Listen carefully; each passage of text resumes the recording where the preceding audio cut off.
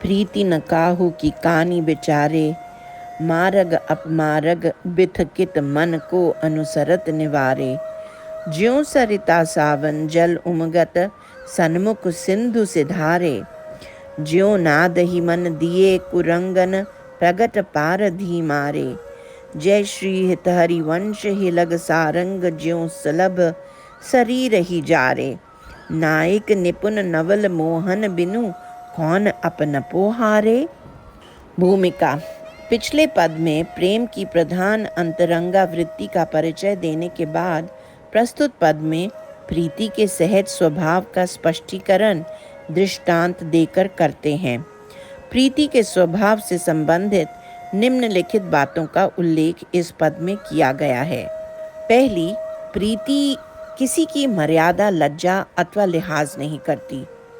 आसक्त मन की गति अप्रतिहत होती है और उसमें मार्ग अमार्ग का विचार नहीं रहता।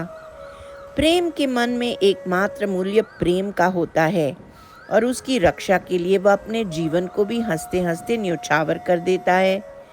प्रेम में संपूर्ण आत्मसमर्पण ही सर्वाधिक महत्वपूर्ण वस्तु होती है।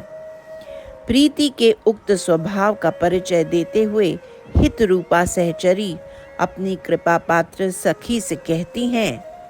व्याख्या। प्रीति किसी की लज्जा या मर्यादा नहीं रखती। मार्ग हो या अमार्ग हो, आसक्त मन को उसका अनुसरण करने से कोई नहीं रोक सकता। वर्षा के जल से उगमती सरिता परिणाम का विचार किए बिना समुद्र की ओर धावित हो जाती है और नाद वीणा के स्वरों से मोहित मन वाले कुरंगों को प्रगट सामने खड़ा हुआ शिकारी मार डालता है। श्री हित हरिवंश कहते हैं कि दीपक की आसक्ति में पतंग अपने शरीर को जला डालता है। प्रीति के स्वभाव को स्पष्ट करने के लिए ऊपर जो उदाहरण दिए गए हैं वे या तो जड़ सरिता के हैं या अपना भला बुरा न समझने वाले अनिपुण मृग और पतंग के हैं। उधर नवल मोहन निपुण और प्रेम मार्ग के अनुभवी नायक हैं और निपुण नायकों में उनके बिना कौन ऐसा है जो प्रेम के ऊपर अपनपे को न्योछावर कर सके। अति नागरी वृषभानु किशोरी, सुन दूतिका चपल मृग नैनी। आकर्षत चितवत चित गौरी, श्रीफल उरज कंचन सी देही। कटि के हरि गुण सिंधु झकोरी। बेनी भुजंग चित्र सत बदनी, कदली जंग जल चर गति चोरी। सुन हरिवंश आज रचनी मुख, मन मिलाई मेरी निज जोरी। यद्यपि मान समेत भामिनी, सुनिकत रहत भली जिय मोरी। भूमिका। इस पद में श्री श्यामघन श्री हित सजनी को दूती बनाकर मानवती श्री राधा के निकट उनको बुलाने के लिए भेजते हैं। दूती को श्री राधा के अनुपम रूप सौंदर्य एवं उनके सहज सरल स्वभाव का परिचय देते हुए वे सहचरी से कहते हैं। व्याख्या। वृषभानु नंदिनी अत्यंत नागरी चतुर है। श्री राधा को यहाँ नागरी कहकर श्री श्यामघन यह कहना चाहते हैं कि वे समय को पहचानने वाली हैं और उनके विरह से उत्पन्न मेरी इस समय की स्थिति को वे अविलंब समझ जाएंगी।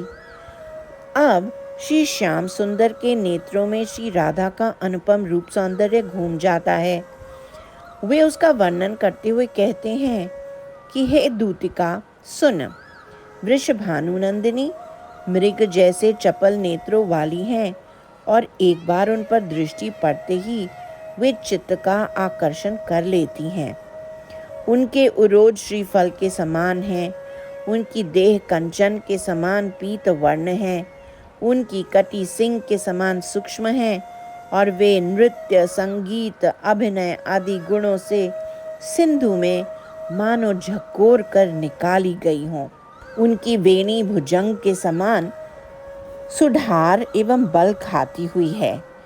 उनका मुख शत शत चंद्रमाओं के समान है, उनकी जंघा कदली के समान है और उन्होंने अपनी गति में हंस की गति को चुराकर रख लिया है। उनकी गति हंस की गति के समान है।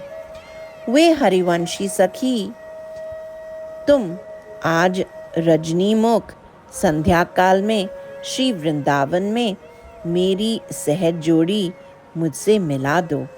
मैं जानता हूँ कि भामिनी श्री राधा इस समय मानवती है, किंतु वो इतनी भली और चित्त की भोली है कि मेरे बुलाने की बात सुनकर आए बिना क्यों रहेगी।